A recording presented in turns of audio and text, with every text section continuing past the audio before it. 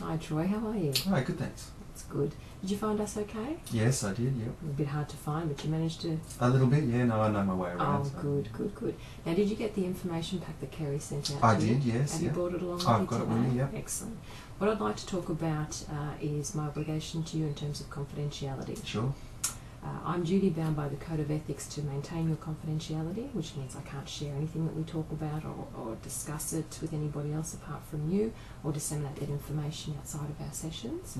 The only scenario where we'll have to breach confidentiality is if I believe that you're a danger to yourself or to anybody else, and then I'm duty bound to notify the authorities in that scenario. Right, okay. Everything outside of those parameters, though, will be just everything we talk about will be between you and I. So, okay. Do you understand my obligations? Yes, I do. Excellent. Can you sign the consent form, the confidentiality yeah, sure. form? Yep. Excellent. That's great. Very good. Lovely. Okay. Thank you for that. That's lovely. So what I'd like to talk about now is a bit about what we do here at ABC Psychology.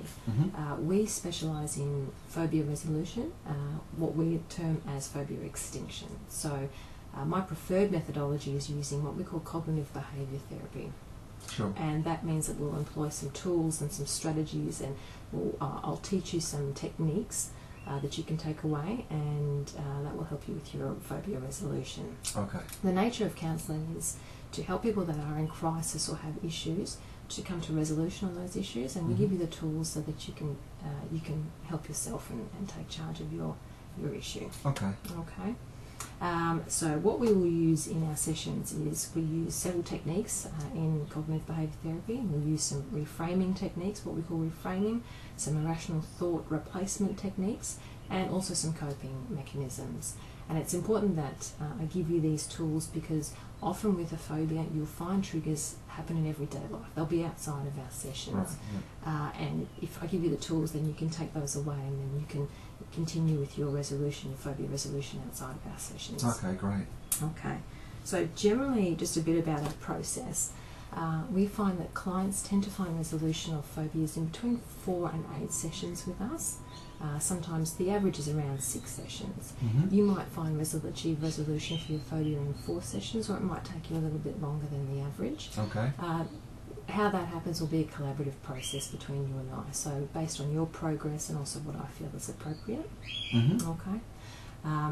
With our sessions, they're generally an hour long, our sessions, and we do them weekly. So you'll come to me every week for an hour long session. What I will do as well is give you homework in between these sessions, our time together. Sure. And that homework is really about building on what we discuss in our time together, and it's something that you do need to commit to every week, and then bring your homework back in, because we'll talk about that in the next session. Okay. Okay, so do you feel that you'll be able to do that? Yeah, definitely. Make that commitment? Yep. Excellent, Sure. Excellent. A little bit about appointment etiquette. I'm sure Kerry explained it to you in reception, but we require 24 hours notice if you need to cancel. We understand that life is difficult sometimes to fit everything around, and you will need to cancel. Okay. But we do ask for 24 hours notice if that's the case. Yep. Okay. Fine. We also have an after hours hotline, so if you're experiencing some severe distress or anxiety outside of our time together, we offer this service for you that you can access. We do ask that you keep it as an emergency service only. It's not intended, it's not intended to replace our time together. Our time together is most important. Sure. But if you find you do need some extra help out of an appropriate time where we can talk, then that service is available to you. Okay, and great. the information for that would be in your pack that Sure, Kerry sent no you. problem. Excellent, okay. And lastly, what we do need as well is we require payment at the end of each session. So after we're done here, Kerry outside will be able to help you with that as well. Okay. Excellent. So what I'd like to do now is talk a little bit about you. Sure. Okay. Have you ever been to counselling before?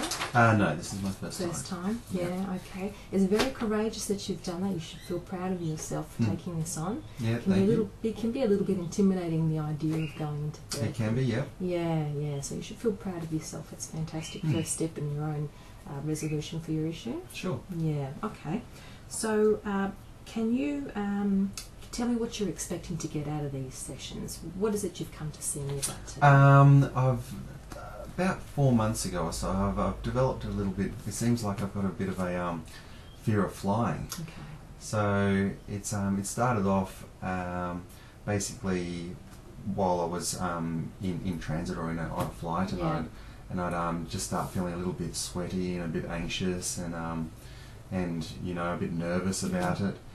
And from there, it's sort of just started to progress and getting worse as well, to the point where I'm even standing in line before I get to the plane, not just during the flying. When I'm standing in line waiting to get on a plane, I start getting extremely anxious and worried about how the journey's going to be and how I'm going to feel on that flight. So yeah. And how is that impacting on your life at the moment? Quite a bit, because I do a lot of travel for work. So on a weekly basis, I do have to fly to different destinations for work. And not just that, it's you know, outside of work, in my when we decide to go on holidays, or when I'm going on holidays with my family, it really has an effect on me. You know, not exactly looking forward to doing it because of my fear and that sounds quite challenging. How does that making you feel?